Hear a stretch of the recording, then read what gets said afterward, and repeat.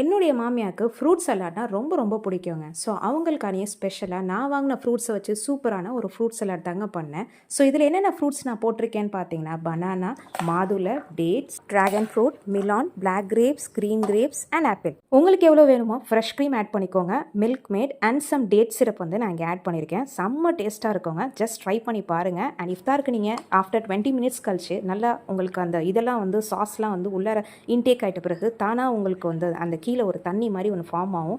அதை போட்டு நீங்கள் அழகாக மிக்ஸ் பண்ணி சாப்பிடும்போது செம்ம டேஸ்ட்டாக இருக்குங்க. ட்ரை பண்ணி பாருங்கள். ட்ரை பண்ணிட்டு எப்படி இருக்குது அப்படிங்கிறத மறக்காமல் கமெண்ட் செக்ஷனில் போட்டுருங்க. ஸோ அது மட்டும் இல்லைங்க, மாமியா எனக்கானையுமே ஒரு ஸ்பெஷலான ஒரு டிஷ் பண்ணாங்க. உனக்கு என்ன இஃப்தாருக்கு வேணும்னு கேட்டப்ப நான் உங்களுடைய தயிர் வடை தான் வேணும், எனக்கு ரொம்ப பிடிக்கும் அப்படின்னு சொல்லி கேட்டோன்னே எனக்கானே மாமியா சூப்பரான ஒரு தயிர் வடை போட்டாங்க.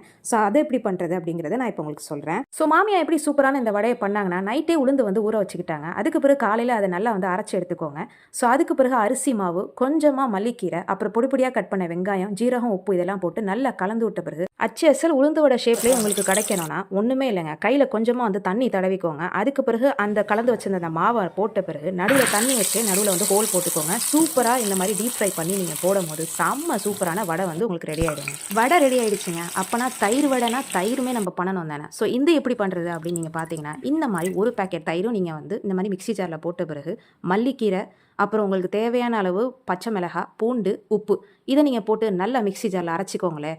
அவ்வளோதாங்க, சூப்பரான தயிர் வடைக்கு உள்ள தயிர் வந்து ரெடி ஆகிடுச்சிங்க. இஃப்தாருக்கு ஒரு ஸ்பெஷல் ட்ரீட்னே சொல்லணும். இந்த வடையை தூக்கி இப்போ தயிரில் வந்து டம்ப் பண்ணி அந்த தயிர் கூட மர்ஜ் ஆகும் போது இந்த வடை செம்ம டேஸ்ட்டாக இருக்குங்க. என் நாத்தனை வந்து தாளிக்கும் போது ஒரு சின்ன காமெடி பண்ணிச்சு. ஸோ நீங்களும் பார்த்து என்ஜாய் பண்ணுங்கள்.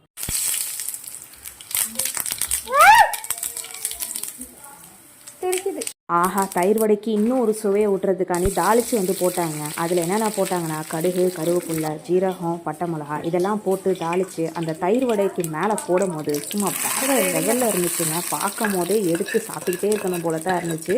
உண்மையிலே சொல்கிறேன், இஃப்தாருக்கு சரியான ஸ்பெஷல் ட்ரீட்டுன்னே சொல்லணும். இஃப்தார் நேரம் வந்ததுனால ஃப்ரூட் சலாடை வந்து இந்த மாதிரி பவுலில் எடுத்தாச்சு. Milk, fruit salad, vada, French fries, custard, agar agar, dates, சூப்பர்பான ஷவர்மா, சமோசா, அருமையான வடை, அதுவும் தயிர் வடை, கஞ்சி, சீஸ் பிரெட். அல்ஹம்துலில்லாஹ், நல்லபடியாக நோன்பு திறந்தாச்சுங்க. செம்ம டேஸ்டாக இருக்குது.